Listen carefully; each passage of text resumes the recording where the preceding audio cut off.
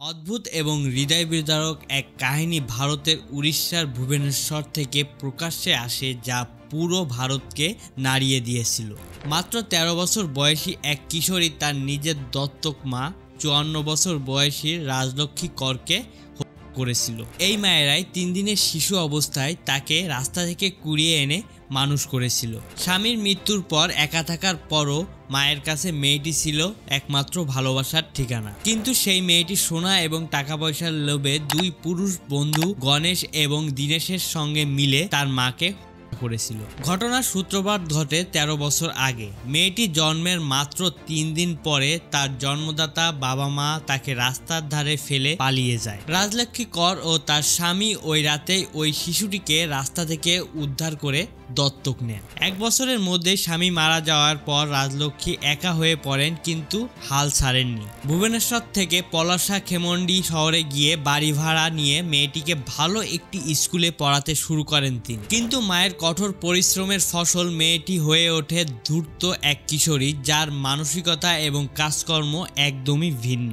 রাজলক্ষ্মী করের শরীরে ছিল হার্টের সমস্যা, যা মেয়েটি খুব ভালোভাবেই জানত। কিন্তু ২৯শে এপ্রিল রাতে মেয়েটি তার মায়ের খাবারে ঘুমের ওষুধ মিশিয়ে দেয় এবং গণেশ এবং দীনেশকে ডেকে নিয়ে গিয়ে বালিশ চাপা দিয়ে তার মাকে হত্যা করে। তারপর সে তার প্রতিবেশীদের জানায় তার মা হার্ট অ্যাটাকে মারা গেছে। হাসপাতালে নিয়ে যাওয়া হলেও করা হয়নি, কারণ ১৩ বছর বয়সী কন্যার কান্নার মধ্যেই সবাই মায়ের হার্ট অ্যাটাকে মৃত্যুর কথা মেনে নেয়। রাজলক্ষ্মীর দাদা শিবপ্রসাদ মিশ্রা এই ঘটনার ব্যাপারে সন্দেহ প্রকাশ করে। মৃত্যুর কয়েক সপ্তাহ পর তিনি মেয়েটির পুরনো ব্যাগ থেকে একটি অজানা ফোন পায়। ফোন চালু করে তিনি ইনস্টাগ্রামে একটি চ্যাট দেখতে পান, যেখানে তিনি মেয়েটিকে দুই পুরুষ বন্ধুর সঙ্গে মিলিত হয়ে রাজলক্ষ্মী করকে করা এবং তার সম্পদ লুট করার পরিকল্পনা করে। ১৪ মে সকালে পুলিশের কাছে এ তথ্য পৌঁছালে পুলিশ মেয়েটি এবং তার দুই সঙ্গীকে ধরে নিয়ে যায়। মেয়েটির দুই প্রেমিক দীনেশ এবং গণেশ উভয়ের সাথে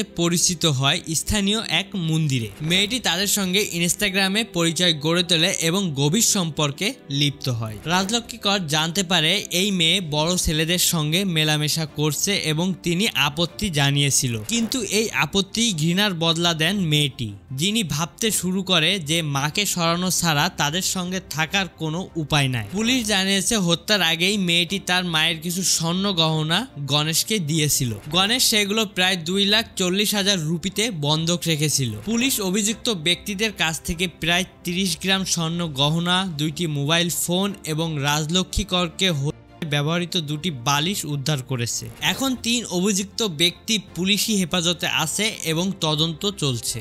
এই মর্মান্তিক ঘটনা শুধু একটি পরিবারের নয়, বরং পুরো সমাজের জন্য একটি বড় সতর্কবার্তা। ১৩ বছর বয়সী শিশু মেয়ের হাতে নিজের মাকে হারানোর এই মর্মান্তিক বাস্তবতা আমাদের ভাবতে বাধ্য করে আজকের সমাজের নৈতিক অবক্ষয় কতটা গভীর হতে পারে। এখানে কিছু প্রশ্ন উঠে আসে: কিভাবে একটি শিশু এত নিষ্ঠুর হয়ে উঠল? কিভাবে সে এত নিখুঁত নাটক করে তার দত্তক মাকে করার পরে মানুষদের এত ভুল বোঝায়? এমন অবস্থায় সবাইকে সচেতন হওয়া উচিত সকল প্রকার বিপদ থেকে রক্ষা পাওয়ার জন্য। আমাদের ভিডিওটি যদি ভালো লেগে থাকে তাহলে আমাদের ইউটিউব চ্যানেলটি সাবস্ক্রাইব করে দিবেন, ফেসবুক হয়ে থাকলে ফলো করে দিবেন। See you soon in the next video.